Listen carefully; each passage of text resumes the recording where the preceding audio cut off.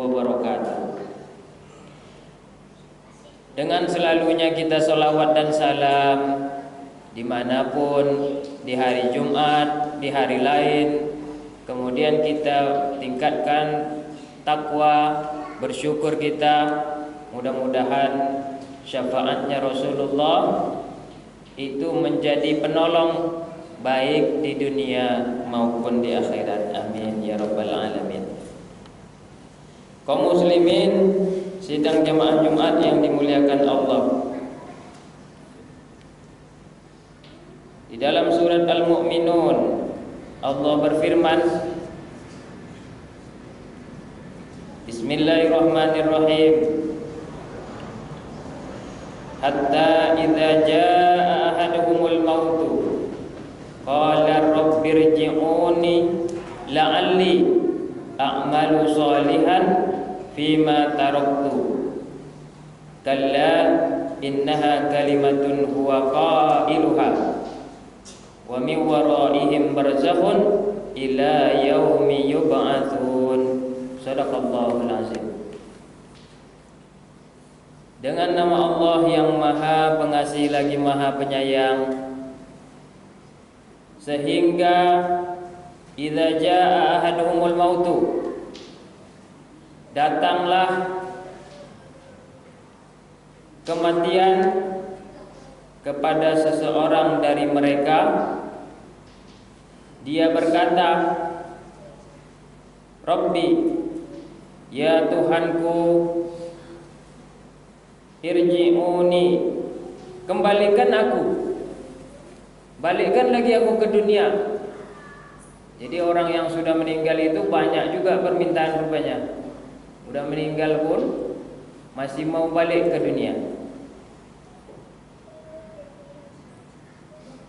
Kenapa mereka mau balik ke dunia ini? Agar aku berbuat amal yang soleh terhadap yang telah aku tinggalkan. Baru sadar dia, baru dialah sadar, baru nampak jelas. Sekali-kali tidak. Sesungguhnya itu adalah perkataan yang diucapkan saja, dan di hadapan mereka ada barzakh. Kita mendengar ada alam barzakh. Barzakh itu rupanya artinya adalah penghalang atau dinding. Ada dinding sampai hari mereka dibangkitkan. Sebenarnya dulu kita sebelum berbadan seperti ini, maksud saya sudah punya fisik, sudah punya mata, telinga, badan, itu kita sudah ada di alam yang namanya alam arwah. Lalu Allah Subhanahu wa taala, pencipta semua makhluk, pencipta kita ini bertanya, Bismillahirrahmanirrahim, alastu birabbikum, apakah aku adalah Tuhan kamu? Jadi Allah sudah bertanya kepada ruh-ruh yang ada di bumi ini, di kita ini, ruh kita masing-masing. Lalu apa kata ruh kita ini? Qalu bala syahidna. Berkatalah, bala, ya, syahidna, kami bersyahadat, kami menyaksikan, kami bersaksi. Oleh karena itu, yang membatasi kita saat ini adalah dunia, hawa nafsu kita saja kepada Tuhan yang Maha menciptakan itu. Makanya terus dan jangan pernah bosan nasihati diri kita masing-masing. Terus dan jangan pernah bosan nasihati teman kita. Terus jangan pernah bosan nasihati atasan kita. Terus dan jangan pernah bosan nasihati siapapun keluarga kita. Bahwasanya tempat kembali yang sesungguhnya bukanlah di dunia ini, tapi alam akhirat. Selalu ingatkan mereka kebaikan. Selalu ajak mereka kepada jalan yang benar, sehingga mudah-mudahan mereka tidak terlalaikan dan kita pun tidak terlalaikan. Sudah banyak sebenarnya nasihat-nasihat, apalagi di antara kita ini kan tidak semuanya yang mau dengar nasihat. Siapapun yang nasihati nggak bisa aku dengar. Mungkin ada di antara kita begitu. Aku nggak bisa dinasihati. Maka dikatakanlah nasihat baginya itu mungkin adalah kematian. Kafa bil mauti mau'izah. Cukuplah dengan kalau sudah dia meninggal nanti, atau ada orang yang meninggal dekat dia, orang kawannya terdekat meninggal, barulah dia sadar. Tidakkah kita lihat kalau ada orang pecandu narkoba, kalau sudah meninggal kawannya itu, baru dia sadar, waduh, kawan saya meninggal ketika narkoba. Pemain judi, kalau sudah meninggal kawannya itu, baru menyadari, waduh, ini saya nggak bisa begini terus. Saya harus cepat-cepat insaf sebelum saya juga dipanggil Allah seperti kawan saya itu. Ketika ada bencana-bencana alam besar, juga akan mengingatkan kita. Sebenarnya kita semuanya akan bisa dipanggil Allah kapanpun, di waktu apapun. Kalau kita tidak cepat segera untuk insaf bersadar, maka sampai kapanlah kita akan begini terus. Ada sebuah riwayat, seorang kekasih Allah atau dinamakan dengan waliullah. Wali Allah ini dia berniaga. Setiap pulang kampung dia membeli minuman-minuman keras. Bahkan setiap ada minuman keras di kampungnya itu dibeli habis dengan uang hasil berniaga dia itu. Besok dia berniaga lagi, pulang kampung lagi, perempuan-perempuan gak benar, kupu-kupu malam dibelinya habis. Semua kupu-kupu malam, wanita-wanita pelacur dibelinya habis. Kerjanya begitu terus. Pokoknya dapat uang, dibeli minuman, semua.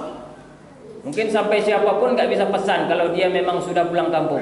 Perempuan yang gak benar, semua dibelinya. Mulai dari yang murah, mulai dari yang level mahal, dibeli habis. Tapi gunanya apa bagi dia? Ketika dia beli minuman-minuman itu, bukan untuk diminumnya, bukan untuk bersenang-senang dengan kawannya, dihancurkannya langsung semua minuman itu. Ketika dia beli perempuan-perempuan murah itu, dibebaskannya, tidak dipakai satupun. Biarlah uangnya habis, rugi kelihatannya, tapi bagi dia tidak. Istrinya pun bingung, mengapa begini abang terus? Nanti masyarakat, orang-orang memandang abang itu memang orang yang suka jahat, beli minuman, pesan wanita.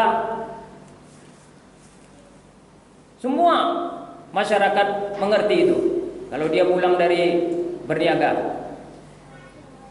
kalau begini terus bang, kata istrinya, dinasihatilah oleh istrinya, nanti meninggal pun abang tidak ada yang suka. Meninggal pun mati sendiri nanti jadinya. Karena orang udah nganggap abang tuh orang jahat. Pesan minum semua, pesan wanita semua. Akhirnya meninggallah dia. Si suami ini meninggal di tengah jalan. Pada waktu itu sultan atau raja gelisah nggak mau tidur. Ya maklumlah, setiap manusia pernah merasakan nggak bisa tidur. Saya pun mungkin pernah juga dalam setiap malam itu, dalam satu malam itu nggak bisa tidur. Ini raja ini, sultan ini nggak bisa tidur. Diajaklah pengawalnya, tapi harus berpakaian biasa supaya orang tidak tahu. Keluarlah raja ini dengan pengawalnya, jalanlah dia dengan pakaian biasa. Jumpalah dengan laki-laki yang meninggal ini di tengah jalan. Dia minta tolong. Ada orang meninggal, semua orang cuek. Karena orang-orang mengiranya adalah orang jahat. Karena kerjanya hanya membeli wanita dan minuman-minuman. Tak ada yang mau tolong. Akhirnya raja ini sendiri yang menggotong dia, mengangkat dia sampai ke rumahnya. Sampai di rumah tersebut, lalu menangis istrinya. Abang, udah kubilang, kerja abang ini nanti orang anggap tidak benar. Hai kekasih Allah, hai wali Allah, kata istrinya. Terkejutlah raja ini. Masa ini kekasih Allah atau wali Allah? Masa wali Allah nggak ada yang suka? Kekasih pencipta alam ini nggak ada yang suka? Nggak ada satupun yang mau mengangkat tubuhnya ketika meninggal? Bertanyalah raja ini kepada istrinya itu, apa betul suami anda ini adalah wali atau kekasih Allah? Apa yang dia lakukan? Kenapa jadi orang nggak ada yang suka sama dia? Dia semasa hidupnya, kata istrinya, setiap kali pulang dari berniaga, beli minuman, semua minuman satu kampung. Beli wanita, semua wanita satu kampung. Sehingga orang menganggapnya adalah memang betul-betul ekstra jahat. Tapi dia pernah berpesan kepada saya, janganlah khawatir wahai istriku, nanti yang akan mensolatkanku adalah Sultanul Muslimin, rajanya masyarakat sekalian. Bukan orang biasa, bukan tetangga kita lagi yang menyolatkanku, tapi adalah Sultanul Muslimin. Terkejutlah si raja ini, karena istrinya tidak tahu bahwa itu adalah raja. Lalu raja itu pun bilang, sayalah Sultanul Muslimin, sayalah raja kalian. Dengan begitu diteleponlah seluruh menteri-menteri, ulama-ulama untuk menyolatkan orang yang dianggap orang jahat ini. Ini adalah kisah kebenaran, bahwasanya kematian itu barulah bisa mengingatkan terbuka hijab kebenaran yang sesungguhnya. Mudah-mudahan banyak kisah-kisah kematian di antara kita, tetangga kita. Saya pun sering melihat bendera putih akhir-akhir ini banyak juga yang dikibarkan, berarti banyak di antara keluarga masyarakat kita yang meninggal. Ini bisa menjadi mengetuk pintu hati kita. Apa saja yang kita lakukan dari dosa terhadap Allah dan sesama bisa mulai kita tinggalkan. Fa'tabiru ya ulil absar la'allakum tuflihun.